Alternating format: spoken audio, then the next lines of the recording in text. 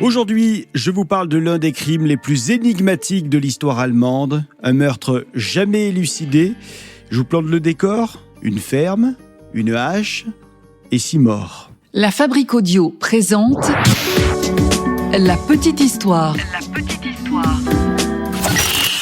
www.lafabriqueaudio.com. Salut tout le monde et bienvenue dans un nouvel épisode de La Petite Histoire du crime. Je suis Florent Mounier et c'est moi qui vais vous narrer cet épisode que j'ai écrit et qui a été mixé par Sébastien Girard. Avant de commencer, encore merci pour vos nombreux commentaires sur nos épisodes. Je vais saluer aujourd'hui Zimpezat, Robinou, Nico ainsi que Dalila qui ont envoyé tous des commentaires à nos derniers épisodes via Spotify notamment. L'histoire que je vais vous raconter aujourd'hui, elle est en 2 parties. Et voici donc la première partie de cette histoire qui se passe en Allemagne. Ah oui.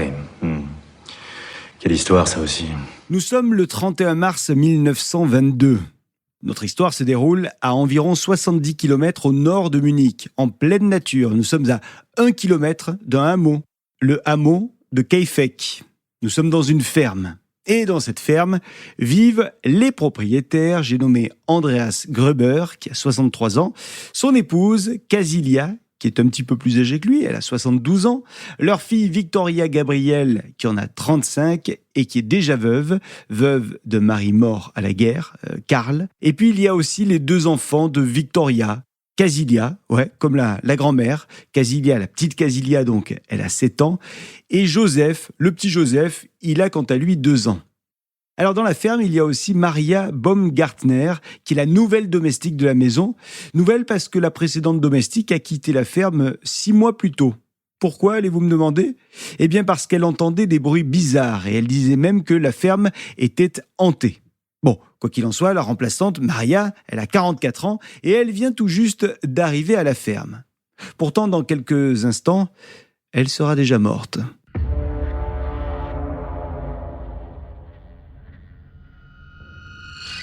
Alors la famille Gruber, c'est une famille qui ne tourne pas rond. C'est des bizarres, comme on dit. Je ne dis pas ça parce que on ne sait pas qui est le père du petit Joseph. Ça non. Mais il y a quand même certaines personnes qui racontent qu'en fait, Joseph serait l'enfant de Victoria et du père de Victoria. En effet, Andreas aurait eu des relations incestueuses avec sa fille Victoria. Victoria qui aurait été abusée par son père depuis au moins ses 16 ans. Et il y a même 2 procès. Le premier, en 1915, qui s'est soldé par une véritable condamnation.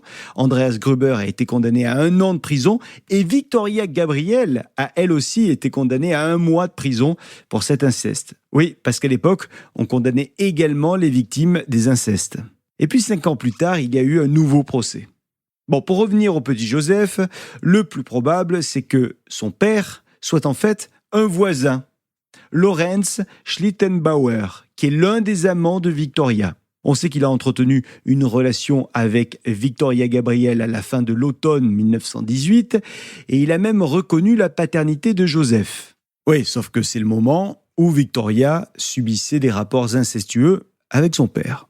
Alors avant de vous parler du crime, j'aimerais vous proposer un retour en arrière. Pas grand-chose, quelques jours à peine. Ce jour-là, il y a de la neige tout autour de la ferme. L'hiver touchera bientôt à sa fin, mais pour le moment, il est encore persistant. Alors ce qui est commode avec la neige, c'est qu'on peut savoir si quelqu'un est passé par là. Bah oui, les pas dans la neige, ils se voient. On les voit même très bien. Et c'est d'ailleurs ça qui retient l'attention d'Andreas. Car devant chez lui, il y a des traces de pas. Des traces de pas dans la neige. Des traces de pas dans la neige, bien incrustées ces traces de pas. L'agriculteur suit alors ces traces qui semblent venir de la lisière de la forêt. Mais il y a un détail qui inquiète Andreas. Les pas sont bien arrivés jusqu'à la ferme, mais ils n'en sont jamais repartis, puisqu'il n'y a aucun pas qui va dans l'autre sens. C'est-à-dire des traces qui repartiraient de la ferme en direction de la lisière. Alors Andreas s'interroge. Il s'inquiète même. Et il décide d'en parler à ses voisins. Et il ne leur parle pas que de ça, aux voisins, non. Andreas a aussi entendu des bruits venant du grenier. Et ça aussi, ça l'inquiète. Donc il leur en parle. Il dit que juste au-dessus de sa tête, de temps en temps, il entend des pas. Comme si quelqu'un marchait. C'est vraiment bizarre. Les voisins demandent Des souris, peut-être ? Andreas répond qu'il n'y croit pas aux souris. Et il ajoute même un détail très spécial. Il raconte à ses voisins qu'il vient de trouver chez lui un journal. Un journal qu'il n'a pas pour habitude d'acheter, puisque c'est un journal de Munich. Un quotidien que personne d'ailleurs dans le quartier ne reçoit.